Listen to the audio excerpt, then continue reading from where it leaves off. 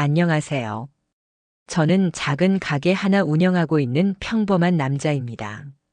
나이 60줄에 들어서니 살면서 참 많은 일을 겪었다 생각했는데요. 최근에 정말 어디서 듣던 것도 못한 사건을 직접 겪게 되어서 신기한 마음에 일을 적어봅니다. 글솜씨가 서툴지만 잘 좀 봐주세요. 제 인생은 흔하디흔한 아주 평범하기 짝이 없는 인생이었습니다.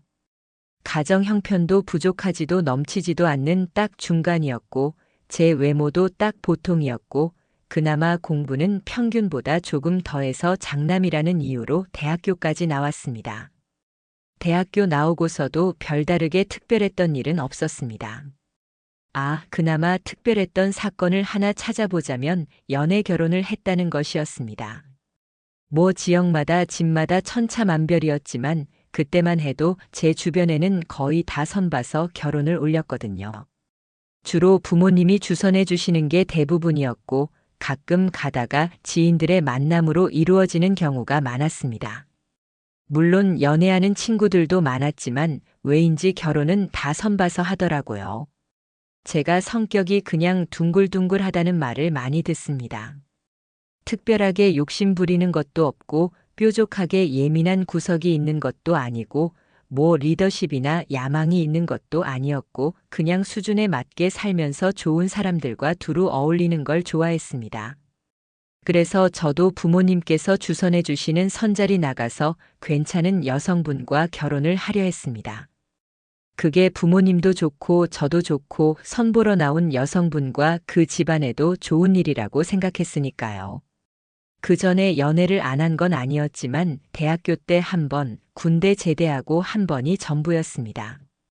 그마저도 1년을 채우지를 못했었고요. 그래서 부모님이 마련해 주신 자리에 나갔습니다. 최민수 씨? 예, 안녕하세요. 그런데 참 이상하게도 뭐가 안 되려고 했던 건지 제가 선만 10번을 봤는데 전부 다 마음이 통하지가 않았습니다. 어떤 여성분은 만나자마자 제 외모가 실망스럽다는 티를 팍팍 내고 또 어떤 분은 결혼하면 집과 차는 당연히 해와야 한다고 주장하고 또 어떤 분은 식사 자리 매너가 영 엉망이었죠. 신명이 전부 다 그런 식이었습니다. 이쯤 되니 부모님은 제게 무슨 문제가 있는 거 아니냐며 따지지 말고 적당한 사람 만나서 결혼을 올리라고 성하셨습니다.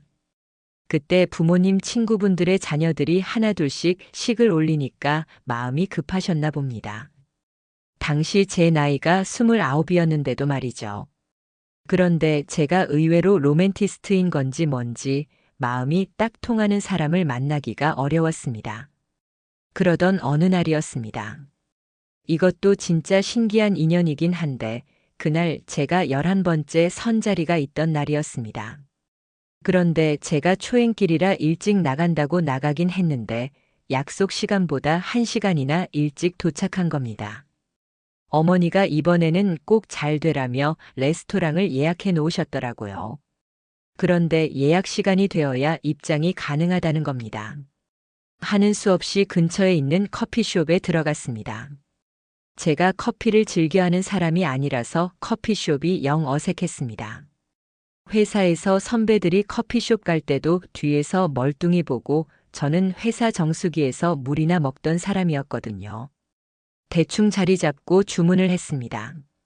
뭐가 뭔지 몰라서 가장 저렴한 걸로 시켰는데 그게 에스프레소였습니다. 그 쓰디 쓴 걸 시키다니 참나 촌놈이나 한다는 실수를 제가 해버린 거죠. 아무튼 그렇게 커피를 기다리는데 제 주먹보다도 한참 작은 머그컵이 제 쪽으로 오고 있었습니다. 저렇게 양이 적으니까 가격이 싼 거구나 생각했던 순간이었습니다. 직원이 제 다리에다가 커피를 쫙 쏟은 겁니다. 방금 내린 커피니까 얼마나 뜨겁겠어요. 양복을 입은 허벅지가 뜨겁게 적셔지는데 그런 경험은 처음이라 정말 폴짝폴짝 뛰었습니다. 어머, 어떻게 괜찮으세요? 아니, 잠시만요, 잠시만요. 너무 뜨거워요. 찬물 좀 주세요, 얼른요. 그 직원분이 얼마나 당황했는지 얼굴이 새하얘져서는 계속 죄송하다고만 하시더라고요. 어쩌다 보니 그분과 함께 병원에 가게 되었어요. 화상 치료를 받아야 했거든요. 그런데 정말 신기한 건 그 와중에도 그 여자분의 얼굴이 자꾸 눈에 밟히는 거예요. 그래서 그날 선자리를 포기했습니다. 사실 가서 제가 이러이러한 사정으로 다쳤으니 죄송하다고 하고 돌려보냈죠. 사실 식사 정도는 할 수 있는 컨디션이었습니다. 하지만 자꾸 제 다리에 커피를 쏟던 그 여자분의 얼굴이 잊혀지지가 않더라고요. 저는 그 이후 주기적으로 병원에 가서 치료를 받았고 항상 그 여자 직원분이 동행해 주었습니다. 죄송하다면서 병원비를 낸다는 것을 됐다고 그냥 병원에 같이 가주기만 하라고 했죠. 당시 제게는 그게 엄청난 용기였고 패기였습니다. 그렇게 만나다가 치료가 끝난 다음에도 계속 만났습니다. 저는 먹지도 못하는 커피를 좋아하는 척을 하면서 그녀와 카페를 다니기 시작했고 커피를 전문가 수준으로 좋아했던 그녀는 카페를 같이 가주는 저를 좋아했습니다. 나중에 자기만의 카페를 운영하고 싶다는 그녀를 보면서 결혼은 이 사람과 하고 싶다는 찌릿한 감정이 피어올랐습니다. 그렇게 1년 연애하고 30살에 결혼식을 올렸습니다. 평범한 제 인생에 특별한 것을 찾는다면 바로 제 아내겠네요. 흘러가는 대로 살던 저와는 다르게 그녀는 꿈도 많고 반짝반짝 빛나는 사람이었습니다. 그렇기에 결혼식을 올린 다음 해에 아내가 임신을 하면서 매니저로 다니던 커피숍을 그만두었을 때 더 속상할 수밖에 없었고요. 아직 배도 부르기 전인 임신 4개월의 커피숍 점장이 임신했으면 쉬어야 하지 않겠냐는 눈치 아닌 눈치를 주었고 괜찮다며 버티던 아내는 결국 임신 5개월이 되기 전에 잦은 퇴사를 했습니다. 임신 소식을 더 늦게 알릴 걸 그랬어. 축하받고 싶어서 말한 건데. 이런 말을 하면서 아내는 씁쓸하게 웃었습니다. 아내 앞에서 티는 내지 않았지만 엄청 속상하더라고요. 하지만 아내는 금방 극복을 했습니다. 이왕 이렇게 된 거 태교 더 열심히 하고 아이 잘 키울 거라며 육아 관련 책도 사서 보고 집에서 운동도 조금씩 하더라고요. 외국 보니까 나이든 할머니 할아버지들도 커피 만든다면서 스스로 위안을 삼으며 말이죠. 아내는 임신한 그해 11월에 첫째 아이를 출산했고 그 다다음 해에 둘째까지 출산을 했습니다. 아이들이 탄생하고 커가는 과정이 정말 신비롭고 황홀했습니다.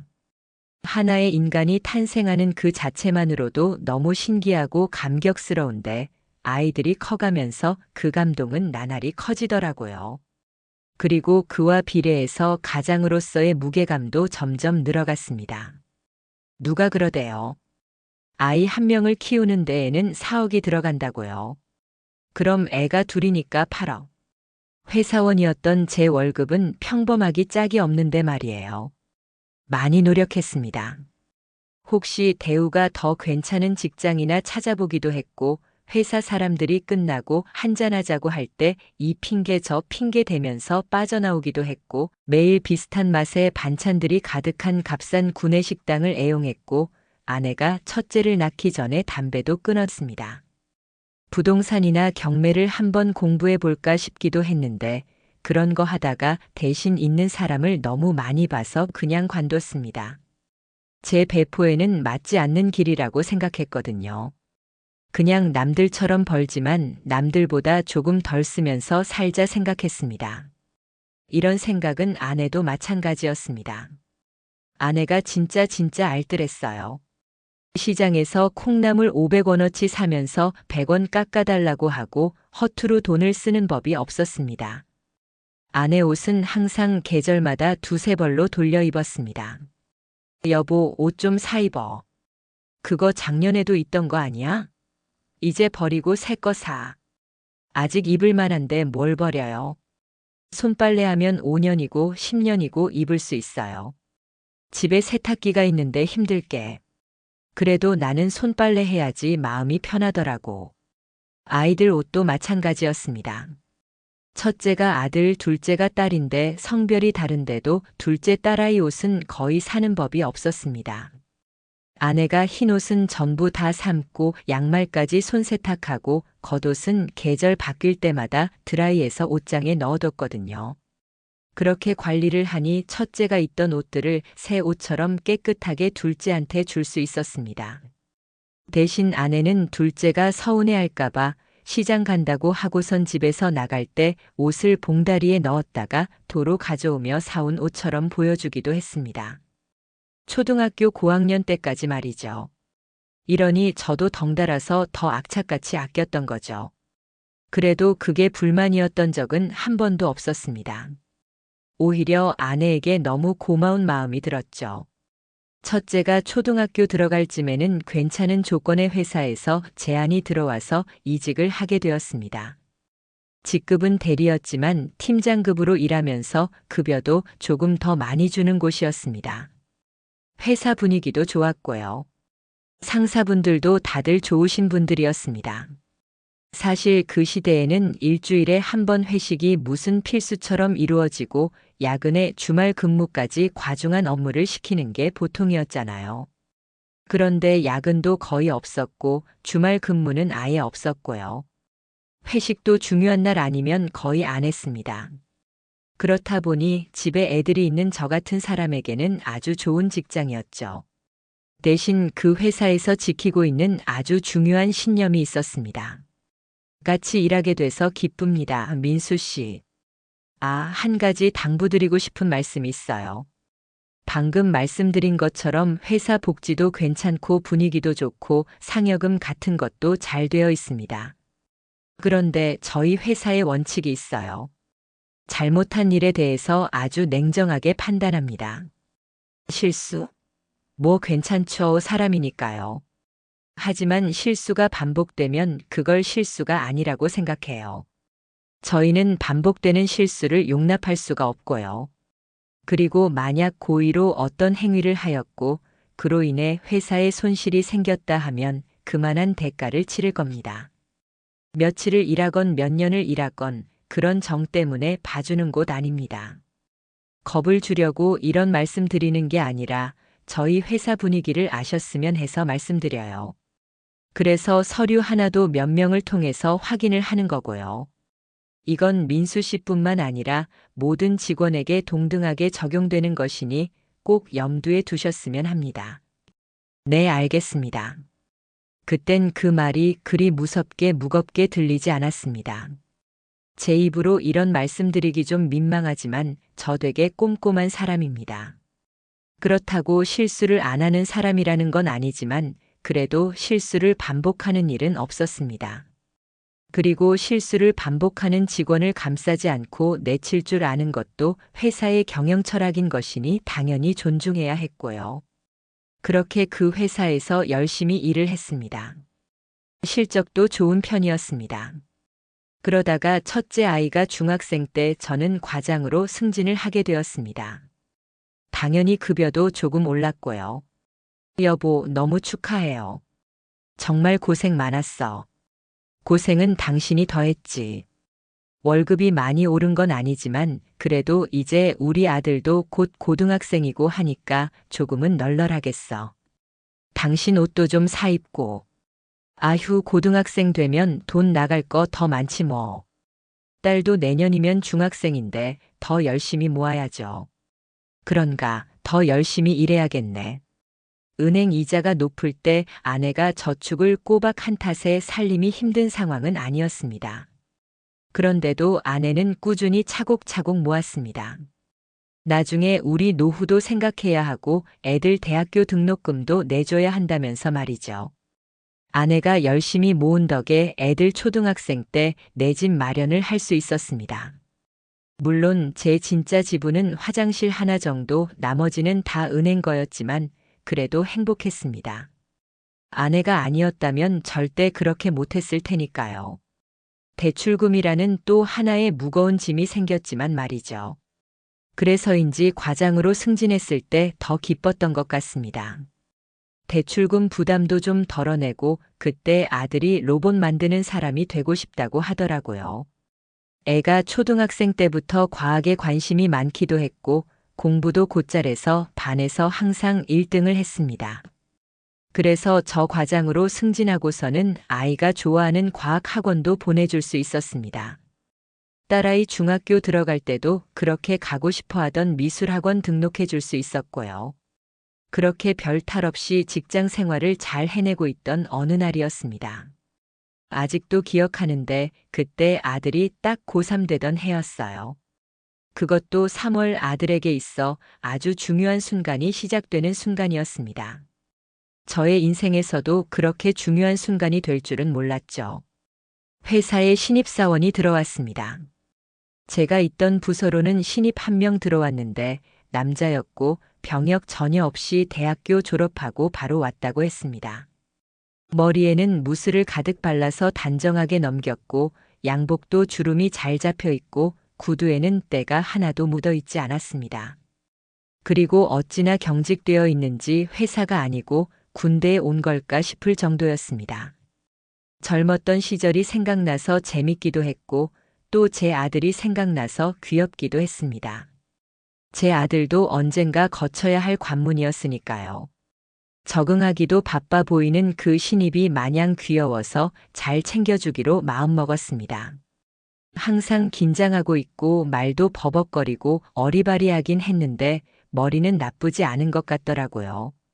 그래서 직원들이 신입을 가르치는 것보다 긴장 좀 풀으라고 달래기 바빴습니다. 하지만 도통 신입의 긴장은 풀릴 줄을 몰랐죠.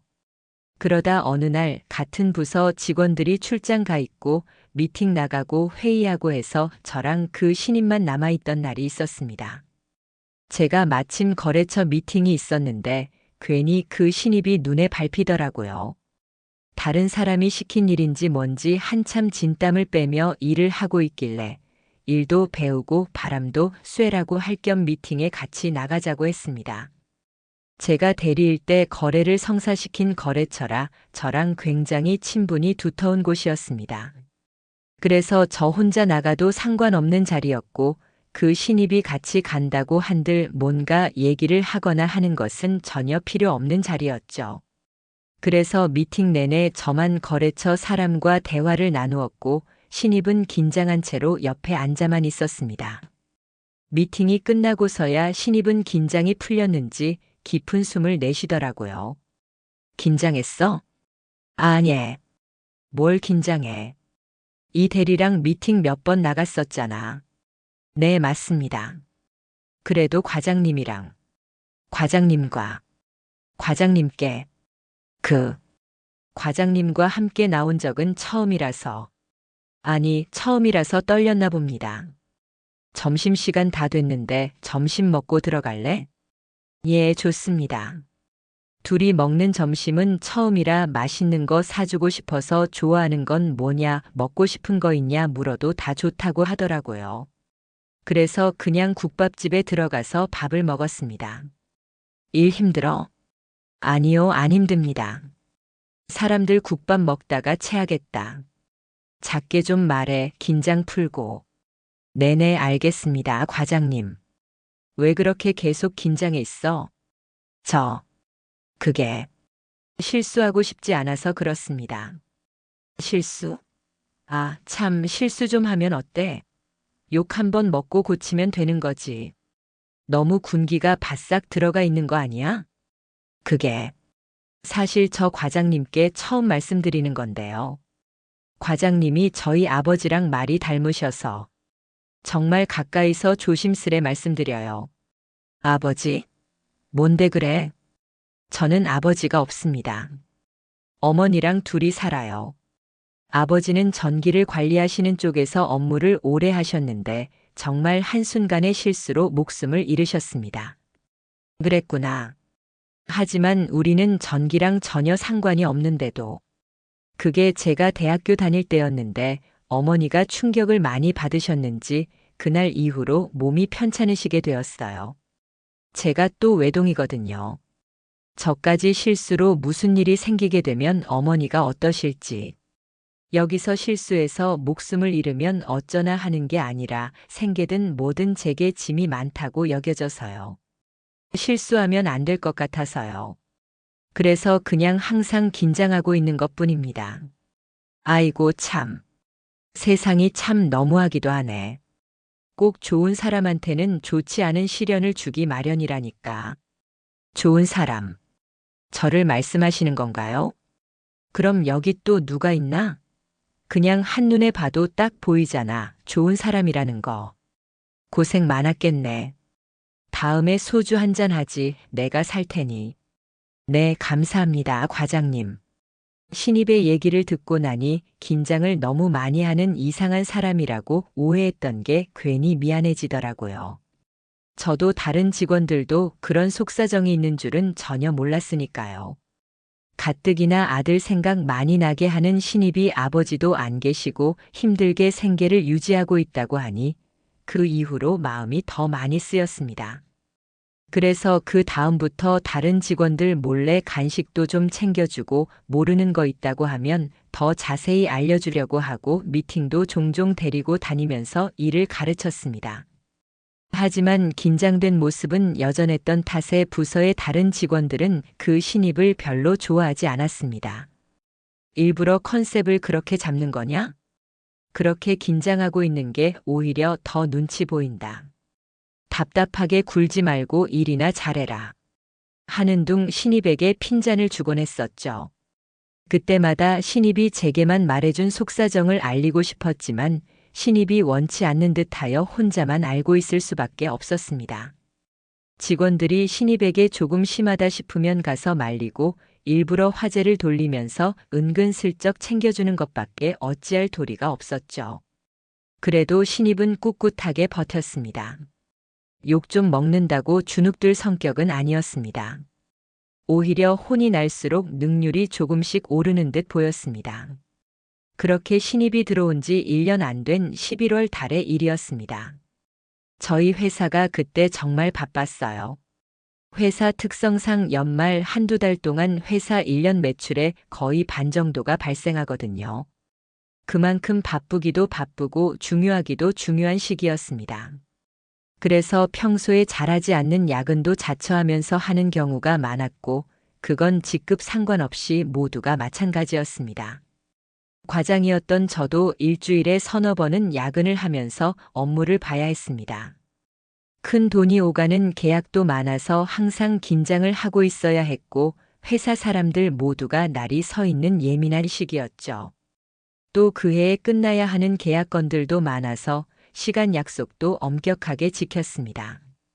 술을 그렇게 좋아하시는 부장님은 능률 떨어진다고 연말에는 술도 거의 안 드실 정도였으니 말 다 했죠. 그런데 그렇게 중요한 시기에 정말 해서는 안 되는 상상도 할 수 없는 실수를 신입이 저지르고야 말게 됩니다. 정말 중요한 계약서였습니다. 그 거래처와의 계약을 따내기 위해서 준비한 기간만 거의 3년이었습니다.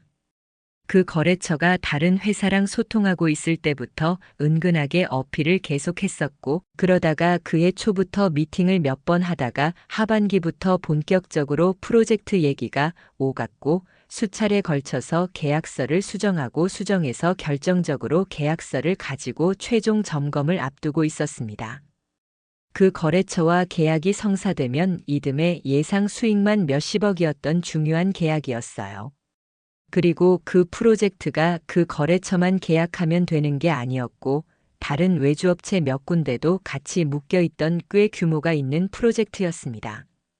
그런데 한 가지 일만 붙잡고 있을 수는 없는 바쁜 시기였던 만큼 부서 팀장이 그 프로젝트 원고 제본과 샘플 발주를 신입한테 맡겼던 겁니다.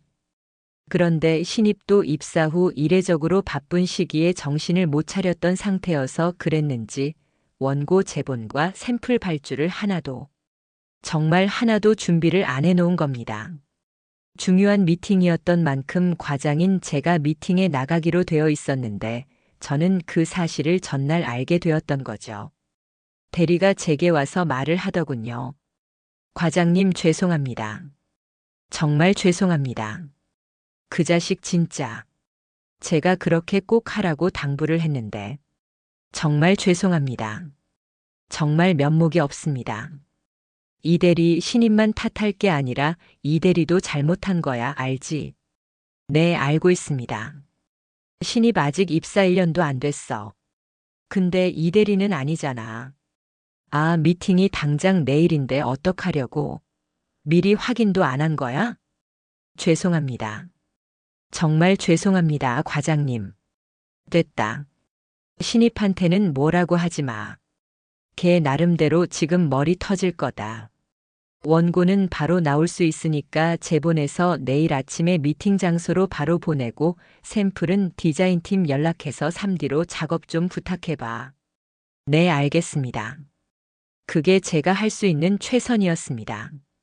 그것도 전날 밤 7시에 상황을 파악했던 저는 일단 대리에게 업무 지시를 내려놓고 급히 퇴근을 했습니다. 집에 들어가서 대충 씻고 미팅 준비 좀 하다가 겨우 4시간 자고 다시 일어났습니다. 새벽 5시 얼른 준비하고 미팅 장소로 갔습니다. 외주업체 공장에서 진행하기로 했던 터라 지방에 있는 공장에 가려면 일찍이 움직여야 했죠. 일어나자마자 대리한테 문자를 보냈습니다. 대리도 밤을 샌 건지 뭔지 답장이 바로 오더라고요. 과장님, 방금 신입이 미팅 장소로 출발했습니다. 기차 시간이 애매해서 그냥 회사 차로 보냈습니다.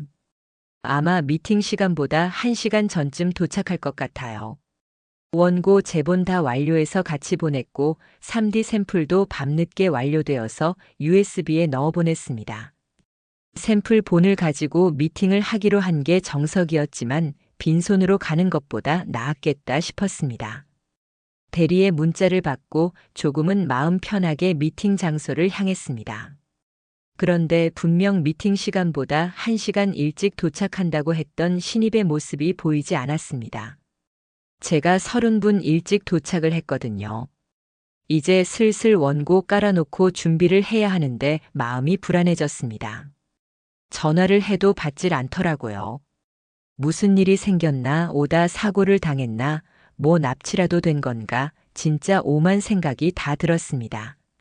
업체 사람들도 하나둘 자리를 채우니 더 불안해졌습니다. 시간이 다가올수록 점점 식은땀이 나더라고요. 그런데 그때 미팅을 딱 5분 남겨두고 신입이 도착했습니다. 땀을 뻘뻘 흘리며 원고가 들어있는 박스를 끌어안고 들어오는 신입은 당장이라도 울 것처럼 울먹였습니다. 너 어떻게 된 거야? 제가 운전이 미숙해서 죄송합니다. 길을 잘못 들어서. 죄송합니다. 아, 됐다.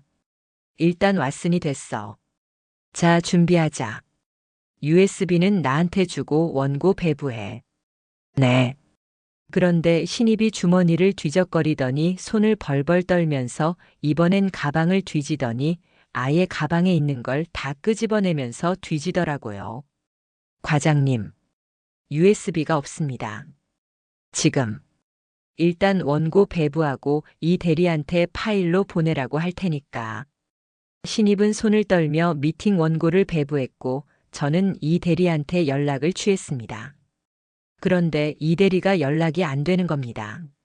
생각해보니 그날 같은 시간에 다른 거래처 미팅이 있던 날이었습니다.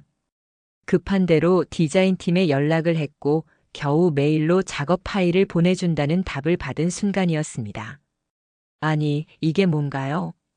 거래처 사람들이 원고를 넘기면서 인상을 찌푸렸습니다. 이번엔 또 뭔가 싶어서 심장이 벌렁거렸습니다. 입사 후 신입이던 시절에도 그렇게 떨렸던 적이 없었습니다. 그런데 나이 50이 가까워진 나이에 심장이 벌렁거려서 터질 것 같았습니다. 회의실은 점점 웅성대는 소리로 가득 찼습니다. 저는 얼른 가서 배부된 원고를 살폈습니다. 다른 원고였습니다. 이 대리가 나간 미팅의 원고였던 겁니다. 그땐 진짜 심장이 쿵하고 발끝으로 떨어지는 기분이었습니다.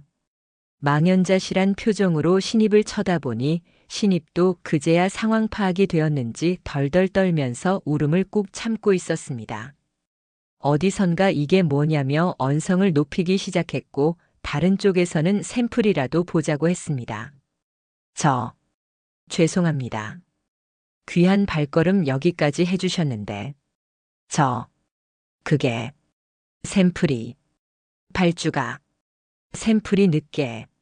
샘플이 발주가 늦게 들어가서. 저희가 대신해서 3D로 보여드리려고 준비를 했는데 이번엔 제가 등신처럼 버벅거렸습니다. 이미 저희 회사는 신뢰를 잃었습니다. 거래처 사람들은 모두 화를 내며 회의실을 나가버렸습니다. 저는 돌처럼 굳어버렸습니다. 신입이 제 옆에 서서 엉엉 울었습니다. 곧 이 대리에게 전화가 왔습니다. 원고가 바뀌었다는 큰일 났다는 전화였습니다. 그리고 이 대리와 미팅 예정이었던 거래처와의 계약도 성사되지 못했습니다. 손실이 어마어마했습니다. 규모로 따지자면 100억에 가까운 손해였습니다. 울고 있는 신입에게 반차를 쓰라고 하고 집에 보냈습니다. 그리고 회사에 들어가서 부장님에게 이 사실을 보고했습니다. 이 대리랑 신입 얘기는 꺼내지 않고 그냥 제가 실수했다고 했습니다. 솔직히 그 순간에도 정말 많이 고민을 했습니다. 내 잘못이 아닌데 내가 이걸 떠안고 가는 게 맞나 하는 이기적인 마음이 들면서 아내랑 자식들 얼굴이 어른거렸습니다. 그런데 상사된 도리로 힘든 환경에 있는 신입의 처지를 모른 척하기가 어려웠습니다. 아무래도 신입이 제게 자신의 아버지를 닮았다고 한 말이 자꾸 신경 쓰였던 것 같습니다. 자꾸만 아들의 모습이 겹쳐 보였으니까요. 욕을 잘 내지 않는 부장님이 욕을 하면서 화를 내셨습니다. 그리고 곧장 이사님에게 같이 올라갔습니다. 제가 직장에서 상사한테 깨졌다는 표현을 이해하지 못했었는데 그때 제대로 이해가 되더라고요. 이사님이 그러시더라고요. 책임을 지라고요. 나가라는 말이었습니다. 그 거래처와의 프로젝트를 성사시키기 위해 고생한 사람이 한둘이 아니었습니다. 저희 부서뿐만 아니라 다른 부서들도 정말 이거 하나 때문에 며칠 밤을 새우고 고생을 한 것이었습니다. 그렇게 중요한 계약을 2개나 깨버렸으니 제가 회사에서 떠나야 마땅했습니다. 이사님이 그간 정이 있으니 이 사건은 열지 않고 사직서로 마무리해준다고 하셨습니다. 천만다행이었습니다. 하마터면 퇴직금도 못 받고 쫓겨날 뻔했으니까요. 마지막으로 이 대리를 불러서 얘기를 나눴습니다. 신입한테는 절대 아무 말도 하지 마. 네. 아니, 그래도 과장님이 왜 짊어지고 회사까지 그만두세요? 제대로 된 사실을 알려야죠. 이 대리, 내가 자세히 얘기는 못하는데 신입 많이 힘든 상황이야. 그냥 좀 내 말대로 해줘. 과장님, 그래도 이건 아닌 것 같아요. 믿는다, 이 대리. 그렇게 저는 12년을 몸담았던 회사를 그만두게 되었습니다. 그리고 그 주에 아들의 수능을 봤고요. 아내에게 퇴직 사실을 말할 수가 없어서 회사 그만두고도 매일 양복 입고 아침에 나갔습니다. 그런데 제가 아내의 눈을 어떻게 속입니까? 일주일째 되던 날에 이제 그만 나가라고 하더라고요. 제가 미안하다고 하니 아내는 그냥 웃었습니다. 아들의 수능 성적이 굉장히 좋았습니다. 원하는 학교에 문제없이 들어갈 성적이었죠. 하지만 그럴수록 제 마음은 복잡해졌습니다. 아직 집 대출도 많이 남았고 아들 등록금도 내야 하고 딸아이도 이제 고등학교 2학년에 올라가니까요. 뭐라도 해서 가장 노릇을 해야겠다 생각했습니다. 그래서 저는 퇴직금으로 무작정 식당을 열었습니다. 무슨 생각이었는지 모르겠습니다. 그때 마음이 되게 간절했는데 친한 형님이 공무원직 퇴직하고 식당을 열었는데 대박이 났다는 얘기를 들었거든요. 그래서 그냥 정말 아무 정보 없이 무작정 식당을 개업해버렸습니다. 메뉴는 아내가 좋아하는 불고기였고 냉면도 같이 팔았습니다. 아내는 묵묵히 제 결정을 따라주었습니다. 한 번도 반대를 하거나 한심하게 보지 않았습니다. 그리고 같이 가게를 지켜주었습니다. 그런데 죽기 살기로 덤벼도 잘 되기 힘든 게 사업인데 아무것도 모르는 제가 잘 될 리가 있겠습니까? 그렇게 해서 잘 된다면 그건 너무 불공평한 일이죠. 식당은 오픈하고 1년도 채 못 넘기고 망했습니다. 정말 대차게 망했습니다. 퇴직금 전부를 날렸으니 말 다 한 거죠. 아들 등록금은 어찌어찌 아내가 착실히 모아두었던 돈으로 내고 있었는데 그마저도 식당에 일부를 땡겨 쓴 탓에 졸업 때까지 등록금을 대주기에는 무리가 있었습니다. 저는 어떻게든 돈을 벌어야 하는 부담감을 느꼈고 주변 사람들한테 물어물어 한 건물의 경비를 맡게 되었습니다. 회사 다닐 때 월급의 반절 정도 되는 적은 돈이었습니다. 이런 말하기 좀 창피하긴 한데 저 종종 후회했습니다. 내가 어쩌자고 처자식이 있는데 회사를 그만뒀을까? 갑자기 무슨 영웅 신보가 생겨서 그런 짓을 한 걸까 생각하면서 가끔 가슴을 쳤습니다. 하지만 어쩌겠습니까? 이미 엎질러진 물이었죠. 저는 건물 경비 일을 열심히 했습니다. 열심히 한다고 누가 알아주고 월급을 더 주는 건 아니었지만 그렇게 열심히라도 하지 않으면 제가 정말 쓸모없는 인간이 된 기분이었거든요. 제가 경비 시작할 때 딸아이가 고3이었습니다. 제가 아직도 우리 딸한테 미안한 게 있는데 딸이 그때 저랑 아내 몰래 수능을 보지 않았습니다. 알고 보니까 미술 학원도 가지 않고 학원비를 다 모아뒀더라고요.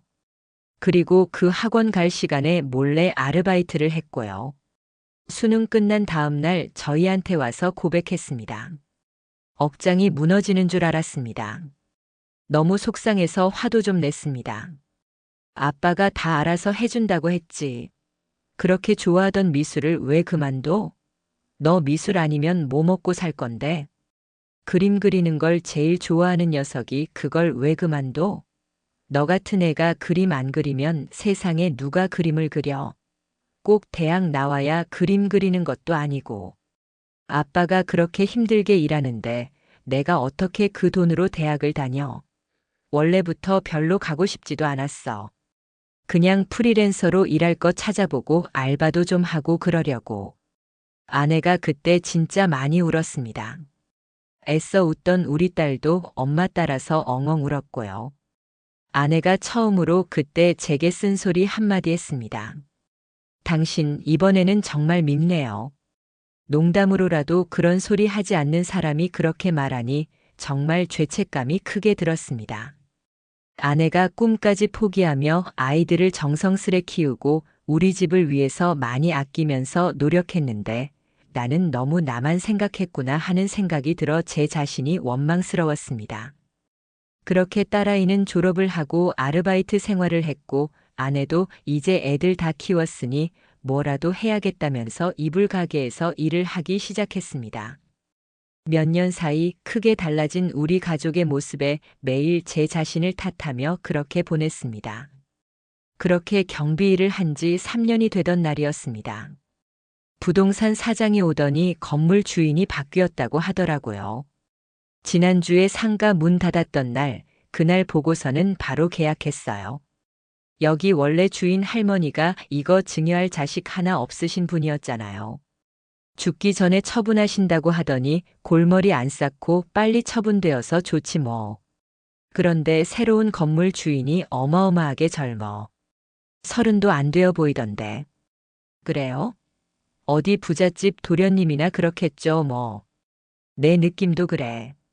그런데 참 사람이 착하고 싹싹하더라고. 원래 부자들이 더 착하다더라고요. 그렇긴 해. 그럼 경비도 바꾼다고 하는 건 아니겠죠? 아, 맞아. 안 그래도 그때 건물 보러 와서는 대뜸 경비부터 찾더라니까. 뭔가 이상하다 싶었어. 그래요? 만나면 인사 잘 드려야겠네요. 이거 참 갑자기 긴장되네. 오늘 키 받으러 직접 여기로 온다고 하셨으니까 만나면 인사 잘해요. 저기 오시네. 당장이라도 90도로 인사할 기세로 자리에서 벌떡 일어났습니다. 그런데 저는 제 눈을 의심했습니다. 새로운 건물 주인이 제가 아는 사람이었거든요. 절대 잊을 수 없는 인물이었죠. 바로 제가 회사 다닐 때 신입으로 들어왔던 그 젊은 청년이었습니다. 신입. 저도 모르게 입 밖으로 소리가 나와버렸습니다. 제 말에 신입은 활짝 웃으면서 제게 왔습니다. 입은 웃고 있었지만 눈은 울고 있었습니다. 눈물을 흘리고 있었습니다.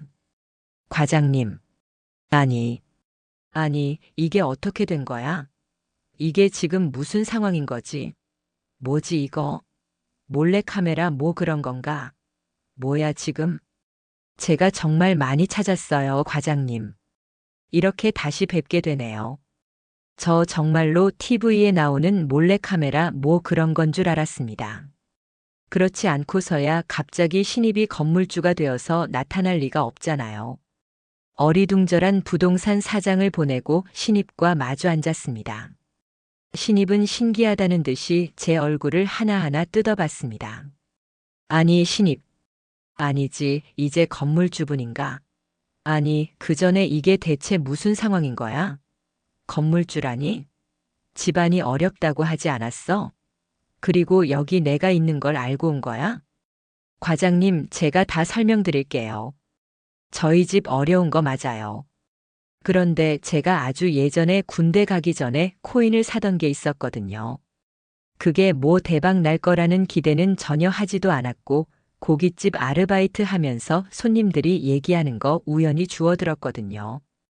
그때 마침 아르바이트 월급날이었는데 돈 쓸 데도 없었고요. 그래서 정말 재미삼아서 별 생각 없이 넣어뒀는데 얼마 전에 갑자기 생각나서 확인해 보니까 그게 정말 말도 안 되는 돈이 되어 있더라고요. 저 코인이나 주식 이런 거 하나도 몰라요. 뉴스에 코인 이야기가 나오는데 어마어마하더라고요. 그때야 제가 예전에 사뒀던 게 생각이 났고 빼야지 하고 확인했는데 정말 큰 돈이 모여 있더라고요. 그런데 그 돈 보고 어머니 다음으로 과장님 생각이 났어요. 너무너무 늦었지만 정말 죄송했습니다, 과장님. 저 그때는 과장님이 왜 나가신지 전혀 몰랐어요. 갑자기 그만두신 게 뭔가 이상하다고는 생각했지만 이 대리님도 부장님도 아무 말도 안 해주셨거든요. 그러다가 작년인가 이 대리님하고 둘이 술 한잔하다가 알게 되었어요. 정말 정말 죄송하고 감사합니다, 과장님. 제가 정말 큰 빚을 졌어요. 어떻게든 찾아뵙고 싶었는데 연락이 닿지도 않고 이 대리님도 모른다고 하셔서. 그러다가 코인으로 큰 돈 벌게 되고 이제는 정말 찾아야겠다 싶어서 퇴직하신 부장님께 연락해서 과장님 근황 여쭈었어요. 불편하셨다면 죄송합니다. 하지만 이렇게라도 제 마음을 전하고 싶었고 빚 갚고 싶었어요. 참으로 황당하기도 하고 놀랍기도 하고 신기하기도 했습니다. 세상 살면서 주식으로 몇 푼 번 사람들은 종종 봤지만 코인으로 건물주가 될 만큼 큰 돈을 번 사람은 난생 처음 봤거든요. 그런데 그 사람이 제게 빚을 갚는다고 하니 어떻게 그냥 좋아하기만 해도 되는 건지 혼란스러울 지경이었습니다. 신입은 몇 번이고 고개를 꼬박꼬박 숙이고 눈물을 훔치면서 제게 감사한 마음을 표현했습니다. 더 그렇게 진심 어린 마음을 전달받으니까 그때 제 행동을 후회했던 제가 좀 부끄럽고 바보같이 느껴지더라고요. 그래서 그냥 빚 갚는 건 괜찮고 마음만 잘 받겠다고 했습니다.